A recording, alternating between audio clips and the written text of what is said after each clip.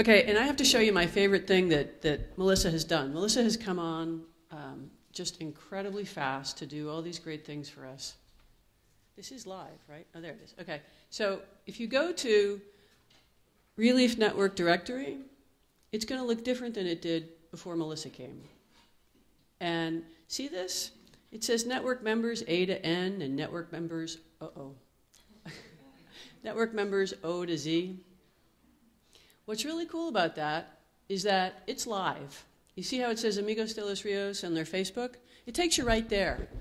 You used to have to kind of dig around below the map to kind of find where the connections were. This makes it really simple. If you want to know, if inquiring minds want to know what, let's just say Arroyo Seco Foundation is up to, you can just look at that really quickly, if you could keep it online, and be there. When we were talking about Save Our Water, and as a matter of fact, could Catherine and Rachel come up? We're going to talk about Save Our Water. When we were figuring out who was working with us on Save Our Water, it was really easy to go look at all our network members this way and say, okay, who's got it on their webpage? So it's a nice way to connect with what other people are doing. It's really easy. You don't even have to Google them. And you can go from there. So really cool. Thank you. And now give me a second and I'll pull up the other one. Where's Catherine?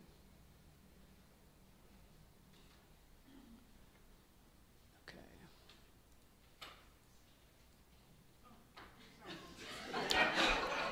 Were you tweeting?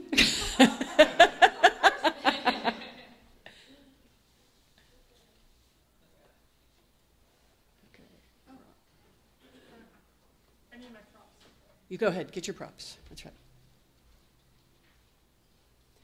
So,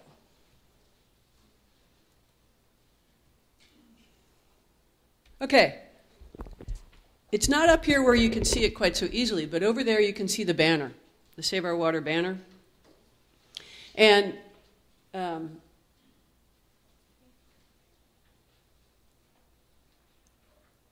I talked earlier about how the board was really helpful with providing guidance and suggestions and consultation. This whole thing about the water started when Catherine Martineau sent an email back in, I think it was late March, right before the governors. And she said, Cindy, what's everybody saying about the drought? You know, the drought is really serious. We have to do something. We all need to talk together. And we were kind of in the middle of something else at the California ReLeaf. And I said, yes, you're right. We have to do something. And right after that, the governor's executive order came out that said, turn off the water. And so Catherine was right. Jim Clark said, okay, we need to convene a group of leaders to talk about this.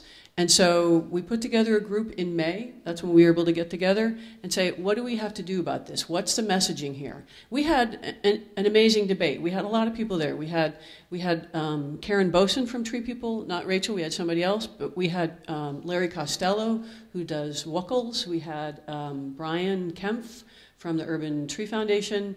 We had people from the Local Government Commission. We had people from the Department of Water Resources saying, okay, what's the message here?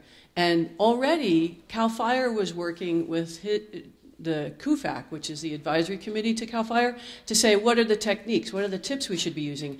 What we were getting together to say was, okay, how should we get this message out there? It's not just saying, here's the tips. It's saying, this is really important, save your trees, right? So the committee and a subcommittee met twice to talk about what the message should be.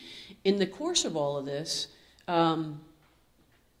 we were told by the governor's office, when we asked, Nancy Hughes and I went and talked to the governor's representative, and we said, hey, how come the governor didn't say save trees when he said cut off the water? And they said, well, he can't do that because that would be mixed messages. You have to work through the Save Our Water, which is his voice. So, okay, so we started talking to Save Our Water, and they said, absolutely, we want to partner with you. We had a campaign slogan, because we thought this has to be a campaign around getting people's attention, get their attention well enough so that then you can give them the tips. Edelman said, oh, and this is why Catherine said, and I was starting to go off script, excuse me. Catherine said, why do we have to have a campaign? It's because we had different people saying different things. And this thing where it says Canopy, later on, Catherine now has Save Our Water on here. But we have drought-stressed trees, we had the executive order. And then eventually we had that as far as information from CAL FIRE coming. Edelman, a worldwide PR company, said, you all have to sing from the same songbook. You all have to have the same points and say them again and again and again. And I was talking to various network members, and one of the people I talked to was Gail Church, and she said, I don't think we've ever done that. We've never really gotten everybody on exactly the same page.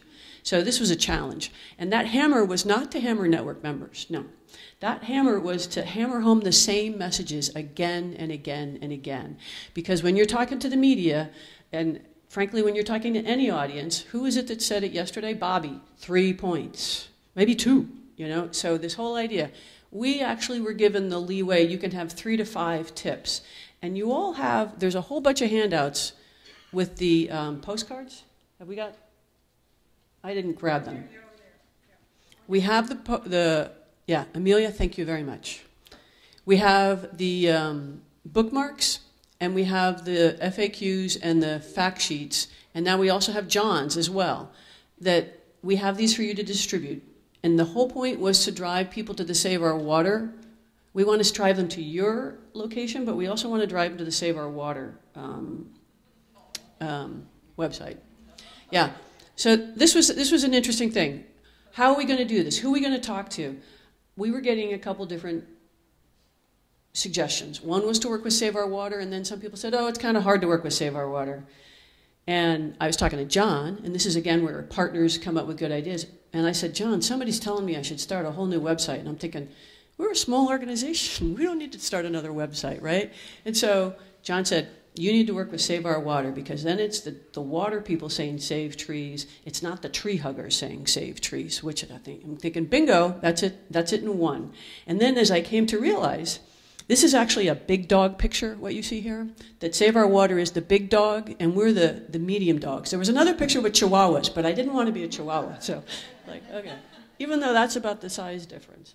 So the whole idea was, and this is really important as far as campaigns, how do you gain amplification, magnification? Leverage sometimes seems negative, but how do you leverage other ways to get your message out?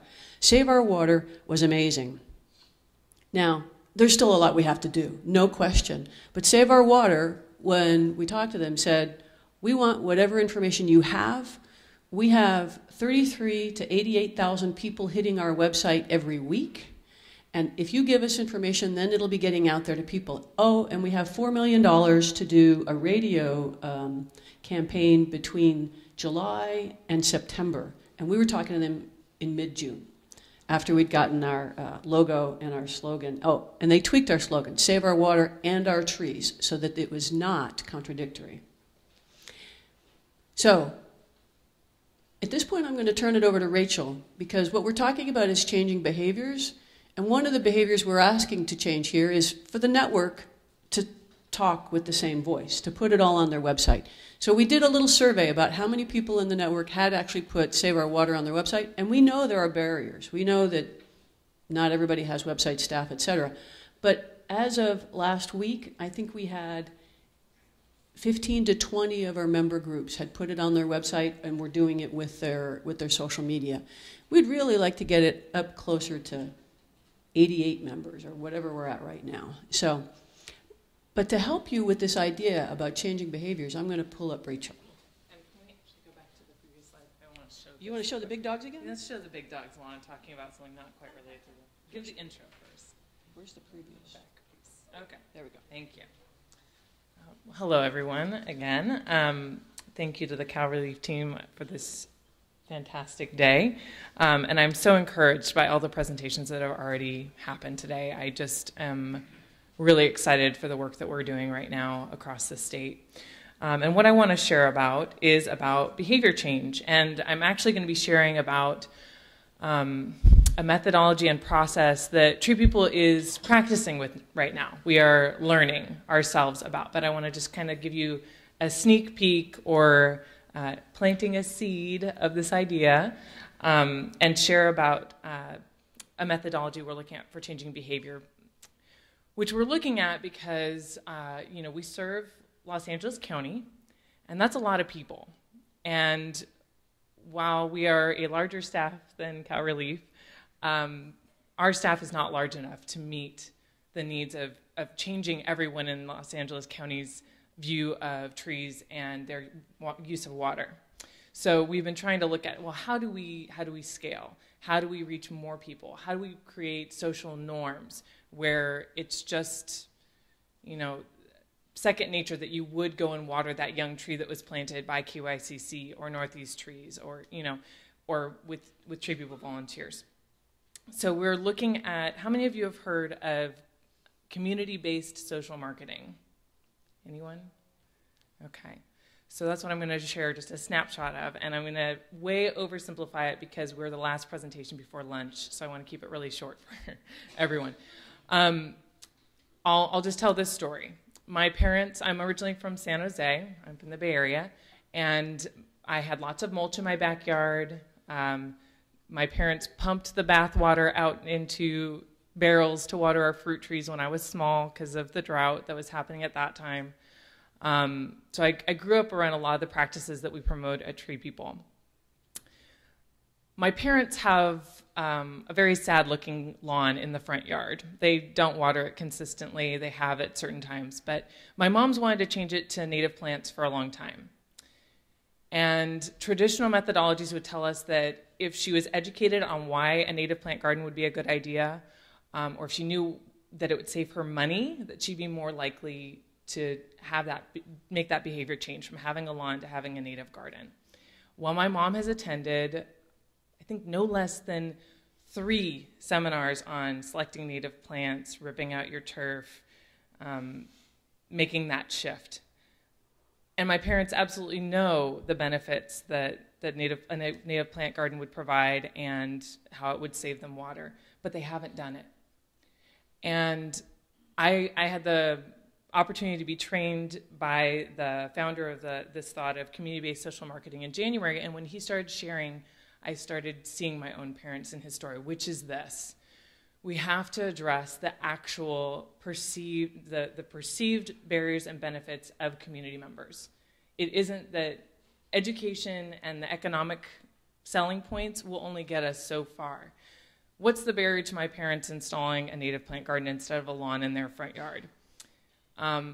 They're terrified they're going to make the wrong choice with plants, and they're worried that they can't kill their Bermuda grass. No amount of knowledge is helping them get over that kind of hump. And so if I were to want to change their behavior, I would have to say, I'm going to get you an expert or find a way to overcome those barriers in order to get them to, those haven't been adequately addressed yet. There's their barriers. And it's the same in our communities. To me, watering a young tree makes perfect sense, or watering a tree in a drought. These make sense to me, but we have to understand what the barriers are to the actual community members who aren't dragging the hose out there. Why aren't they doing it? And be able to address those, as well as addressing what their perceived benefits are. To me, I would say, oh, the tree is going to be beautiful, give your street shade, but we have to understand what the benefit is for them and communicate to them along those lines. So for my parents, I might think, oh, this is great, they're going to have pollinators if they have a native plant garden, when in actuality, the benefit for them is that my dad won't have to have a really ugly yard, whatever the benefit or barrier might be for that community. So that's an oversimplification of needing to understand barriers and benefits in communities. And a lot of the strategies around this behavior change methodology are around personal engagement. So once you've identified those barriers and benefits and made a strategy about how you're going to help the community members overcome their perceived barriers and emphasize those perceived benefits, some of the strategies that I wanted to mention, particular to this campaign, are: would you be willing to, having that personal interaction, would you be willing to water that tree that just got planted? Or would you be willing to change that yard from lawn to a native plant garden? How long do you think it would take you to do that? You think you'll be able to do that in the next couple weeks or a month, or find out what their timetable is, and then say, would it be okay for me to give you a call in a couple weeks and see how that went? And then when you call them, sometimes it's just the knowledge that you're going to call. It makes them more likely to have the behavior change. Oh, Rachel from TreePeople is going to call me. I don't want to have to tell her that I didn't do it. I didn't install that rain barrel I picked up. And if you do call and they haven't done it, you're able to say, so was there a problem? How can we help you overcome that problem? Were you intimidated by the tools? Did you not know how to do it properly? Did you just forget? Frequently, people just don't remember and need a prompt. And again, having that contact with them can help achieve the behavior change. And one of the reasons I'm really excited about this community-based social marketing methodology is that it's looking to cultivate social norms. And so looking for, again, we have a staff of somewhere around 45 people. It's changing right now. We're luckily getting to hire a couple new folks. But we can't reach everyone. But if we can start to influence social norms in communities through this methodology, we're going to be able to have those social norms be built and continue to spread throughout LA County. And what I'm excited to share is that one of the pilots we're doing around this work is around tree care. It's around, specifically, we're looking at getting homeowners to water those young trees. Because at least in the LA area, one of the biggest barriers for us planting is knowing that they're going to be cared for afterwards. You don't want to put it in the ground and have the tree die. And obviously, we do a lot of work with volunteers and mobilizing local leaders like Ryan was talking about that KYCC is also doing.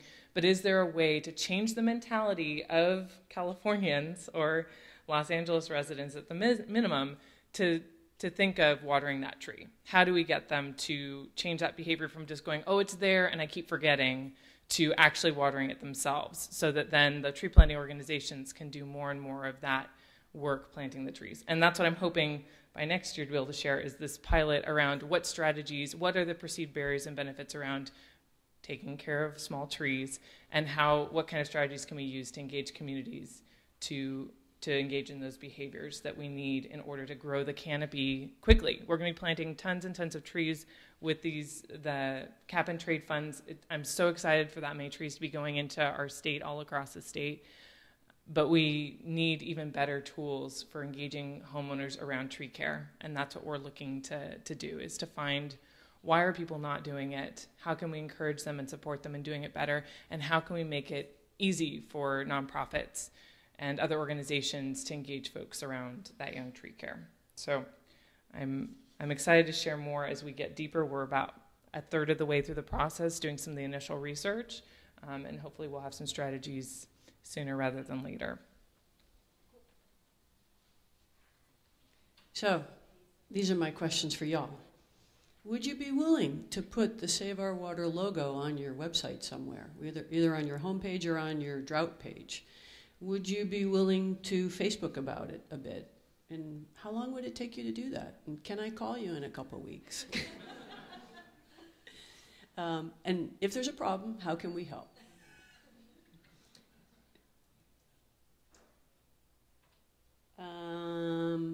This is the Save Our Water website, and I'm getting ready to tee up Catherine. Oh, these are the 5 tips. You've seen them again and again.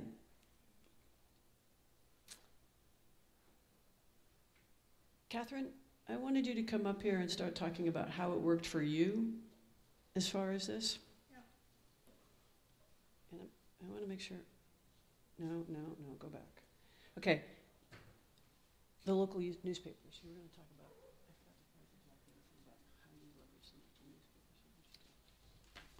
Cindy is whispering things in my ear that I can't understand, but I'm going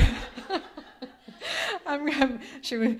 Anyway, I'm going to try to tell you a little bit of how we have worked with this. While at ReLeaf, we were trying to convene this group in May and get everyone to work together and get a fantastic message. At Canopy in Palo Alto, we really needed to get that message out. We couldn't really wait. So we started working with the city of Palo Alto. For those of you who are not familiar with Palo Alto is very, very fortunate. It's a very fortunate community in many, many ways. It's like blessed by the gods. We have Stanford University, we have the founders of Google, we have the garage where HP was started, we have the best high school you can think about. You know, we have an extremely bright and very educated population. We also have the last mobile home park that is on the verge of being sold, and all of these people who have lived in this mobile home don't know what what's going to happen to them. So, but mostly it's an amazingly privileged community. And we also have a beautiful, beautiful urban forest with a very strong program in the city, and as well as a very strong nonprofit, Canopy. So everything is perfect, but we also have an even stronger public works and utilities operation. So Palo Alto operates its own water and its own energy, and all of its utilities are owned by the city and operated by the city. We also have a recycled water plant within our confines. So there's the utility company of Palo Alto is very strong, very mighty. They have a big staff. They have a huge budget, and water conservation. Their message was basically, dwarfing anything that we were able to do ourselves, and that was part of what had motivated my email. Said, hey, there's no way we can compete. We cannot be heard. We are the Chihuahua. We're really a very, very small dog. And how do we work that out? So the first thing we did is we started working on a brochure, and you saw it earlier on the slide, and it said, and the message was something that I came up with, and I'm not a communications person. So it was something like, conserving water and preserving trees are not incompatible goals. It's true. It's not very concise or very sexy. So we had this brochure that we published in partnership with the utilities companies, and it said, conserve water, preserve trees. So the first thing that was fantastic is that when the coalition came up with Save Our Water and Our Trees, we said, yeah, hallelujah, some people who really know how to communicate here can tell us how to do that. And so we changed our brochure, and we changed on our website all of the lingo, and we linked. We have a lot of information on our website, so we didn't want people to necessarily go to the Save Our Water and Our Trees website. So we did something, I don't know if it's kosher, but we just clipped the image so that it doesn't show the website. And then if you click on this on our website, it goes directly to our page, to the Canopy Save Our Water and Our Trees page. Oh, well.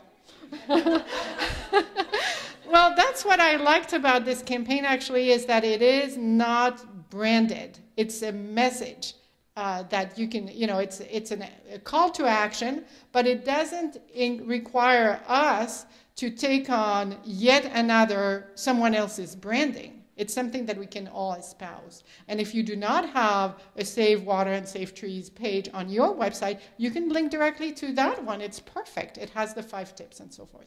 Well, and that's not what Cindy wanted me to tell you. She wanted me to talk about how to get to the local press. Well, I have a mixed story to tell about this because thanks to the press releases, we did get interest, and we got interest from Bay Area-wide TV, KTVU, so we're very excited about that. And they did a nice segment on it, which we will at some point share with everyone when it's available on YouTube, because of course they broadcast it at 6:30 a.m. on a Saturday morning. better than nothing, I suppose. But as far, and then there was a wonderful article in the San Jose Mercury News. It was first page, or how do you call it? Front page of the Mercury News. It had to be a little bit dramatic, of course. You know, when it bleeds, it leads. So the trees had to die left and right, you know, to convey the message that they need to be taken care of in the drought. As far as the Palo Alto Weekly is concerned, I don't have a successful story to tell yet. I don't know that they will ever be interested in that message, but if they are, we'll be very happy and we'll have a party with champagne. Because we conserve water. Anything else you wanted me to talk about? I think that's great. Okay. I'm happy to answer any questions. Are we done? Okay. I'll go sit down and then you can ask questions. And we have lots of those brochures over there on the table.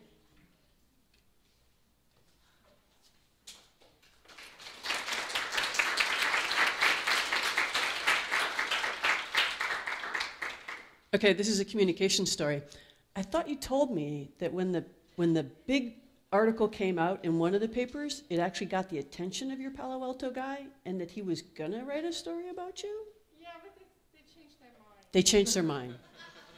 It's the free press. I guess that's what the issue is. So this is just the follow-up on what you can do.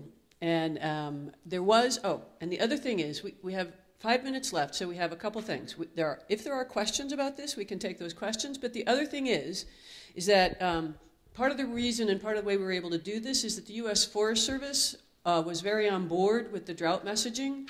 And so they gave us a little money. And with that money, we were able to go try and do videos. And I'm going to play the videos when we finish talking so that you can watch it before you go to lunch. Oh. Amelia.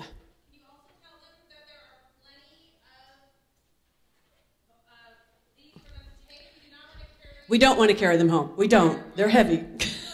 Please take them. 25 pounds of them because it filled a suitcase. So please grab copies of those, the one-pagers and the bookmarks. Take them to your library. Give them to the school kids. Just use them any way you want. I know that Rose was asking me about some. Now we've got plenty. We did them for the state fair, and not quite as many went at the state fair, so we have more than expected. So please take them. But the other thing are there any questions about Save Our Water? Otherwise, I'll segue into the videos. Oh, I have a question. What are we going to do for communities who need, maybe a different message? We were talking the whole morning about this, but we haven't done it for Save Our Water. As far as a different message. Or a, translated message. Okay. What we need to do is we need to translate the flyers, and I don't know if John's translating his. We can now translate ours.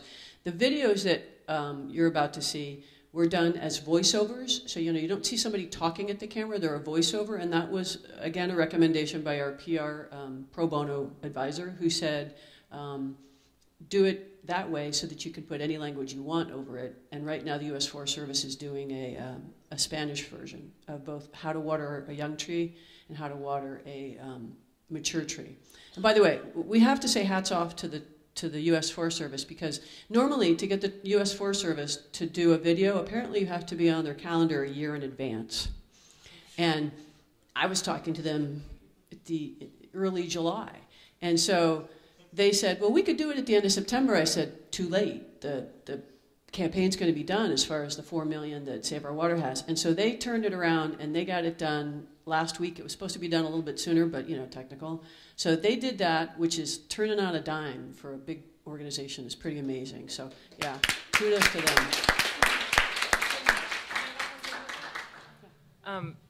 Just to add to that, the reason that they moved is this is urgent. And I think that as a network, obviously there's different regional needs. Even within this drought messaging, I know Northern California isn't experiencing as much tree loss as Southern California at this point. But finding these places where all of us are experiencing the need for the same message, the need to save our water by perhaps letting our lawns go gold or what have you, but also making sure that the trees that are in those lawns survive. This is an issue that we can all get around, and I think that in the future we should look for opportunities as a network. Again, TreePeople has something about watering trees in a drought because we have local needs, a regional need for something slightly different, but we still participated in this campaign, put it on our social media, put it on our website, and are able to continue that hammering home of that message of save our water, save our trees. And I think it'll be interesting in the future for us to see other opportunities where we all have the need for the same message so that we can look unified. Yeah, we see this as kind of a test drive on, are there other issues that we're going to want to get on board with a big partner, a Great Dane, and get our message out. And is it going to be how to take care of your trees post-drought, whatever that turns out to be. And these videos and the messaging on here is all about how to save your trees this summer. This always pretty much came to a head because people turned off the water to their lawns because of what the governor said. So if it rains, we're going to have rain. We don't know that we'll have snowpack, but it's going to be hot and it's going to be dry. We're trying to get through this summer. The next message that we might need to do is start talking about, okay, we managed to make it through this summer, but now it's time to change your lawn, like Rachel's mom is finally doing. Yes? Oh. That wasn't the answer we wanted to hear. Yeah. We all have to tweet Rachel's mom. No. But the whole idea is that get through this summer and then start changing the lawns out. And so that's actually kind of the next wave. How do you do that? Cindy, there's yet another one. What's that? Is being able to respond to the question, why plant trees now? In a drought, yeah. In a drought or in a climate that is... Well, and we've already got that answer. Because it's a drought, you need to plant trees. Because climate is changing, you need to plant trees so that we stay cooler and we don't have the problem with Australia. You have a question, John? No, I was going to say because the governor said to. Oh. No mixed messages there. Right. Well, and actually, we just put out a press release with these tree watering videos, and we sent everybody an email about that, an e-blast. Remember e-blast number 2? We sent everybody an e-blast about that, and in there, we quoted the governor in his Arbor Day proclamation, because that's the only place we have in print that he says, take care of trees, use best practices to take care of trees. So I couldn't get a different quote out of him. Yes? I have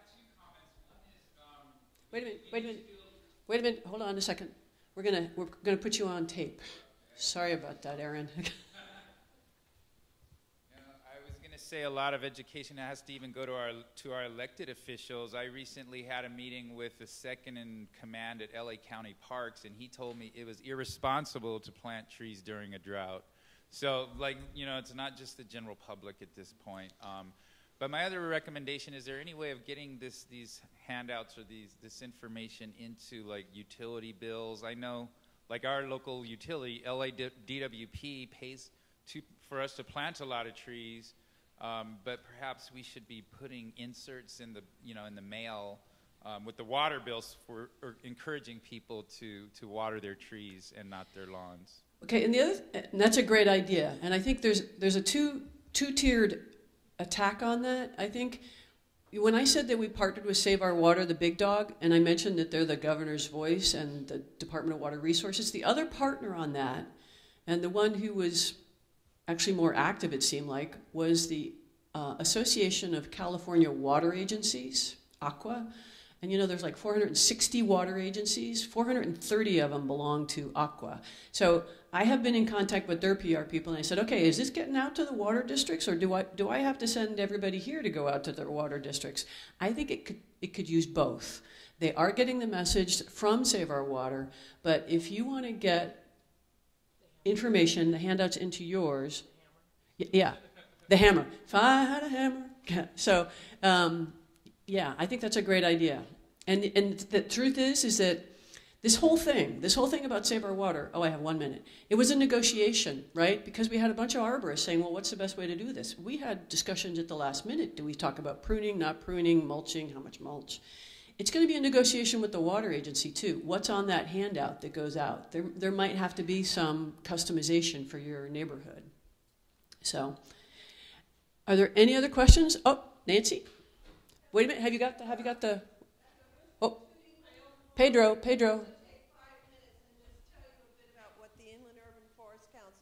Use the microphone. Okay. Last year, we saw a lot of trees dying already, and we tried to get ahead of the game. We produced a brochure called Water-Wise Tree Care. We have a grant from the Metropolitan Water District. We've got another grant from the Western Municipal Water District. We have 16,000 of these printed, and they are going like hotcakes.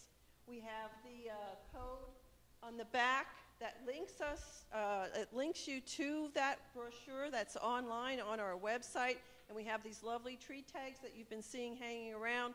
John has it. I think he's posting it on his website, and there's an area right here where you can stick your own logo on it. So I really, and we also got in the media. There were 4 board members at a 24-minute radio show on Monday. It will air on drive time next Monday, and that'll be available for download as well. So I just we will want to put that on Save Our Waters website, because they are taking more resources and putting it. So if you come across something like Nancy's, we can talk to the Save Our Water people and have it there so that all these people get that information. Thank you, Nancy. All right. Oh, wait a minute, Pedro. Okay. We have a. That's okay. It's just delaying your lunch. Sorry. Talking about the future messaging. So I think we're doing a really good job in saying that, I think, getting the word out about watering trees. But my other bête noire is that I'm tired of people planting trees in the spring. And I really wish that we could, again, get people to turn that corner on that we are not east of the Mississippi. We are west of the Sierra, and the horticultural cycle is completely, there's still a lot of entrenched old thinking that it isn't appropriate for our climate. And can we get that message out? Because I really have a hard time selling that one. 2 things, and now we're getting techie. We have a tree group, we're going to get techie. The thing is that this just came up recently because there was a study done by Greg McPherson's, some students that work with Greg McPherson, postdocs, and they talked about the Sacramento Tree Foundation plan or program where they were planting trees 20 years ago and how they survived. So they did a really long-term results study, what happened in the long term. And one of the intriguing side pieces was that, and this is a residential program, this is where somebody gets given a tree to plant in their yard. It's not going out to a park and planting the trees, it's your backyard. The side note that was in the discussion said that the trees that survived the best were the ones that were planted in the summer. And this just knocked us all off our socks. And the reason was, and we had one of our Sacramento Tree Foundation community foresters there. She said, well, she said that kind of makes sense in some ways, because if somebody's planting a tree in the summer, it's number one, because they're really hot, and they're thinking about the tree. And number 2, we give them an awful lot of reinforcement. You have to take care of this tree this summer.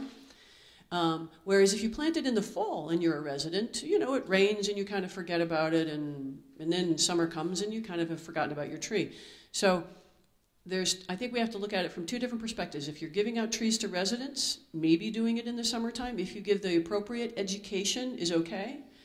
And number 2, if it's a community-based thing, then you need to make sure you've got the watering system set up with the institution.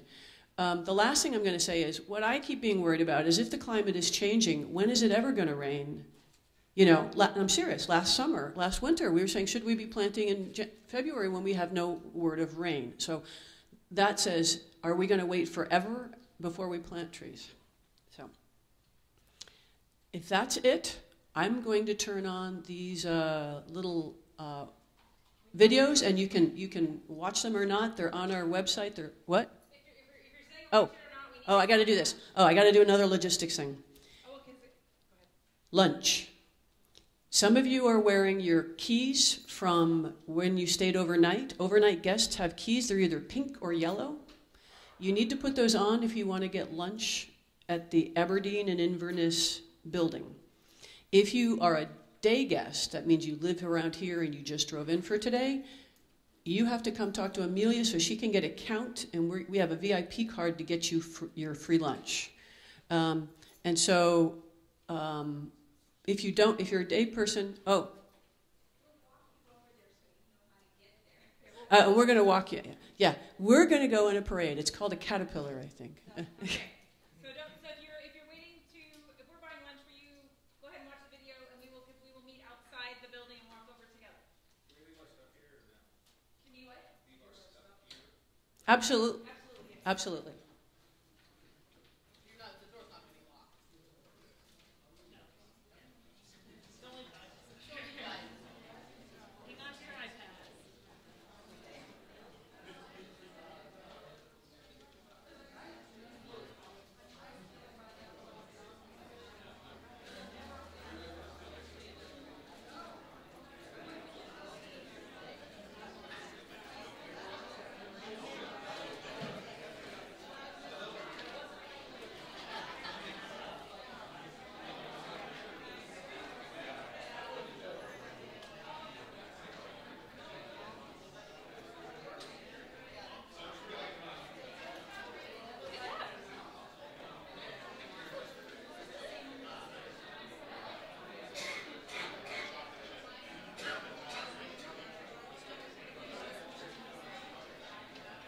Hey, you did a great job.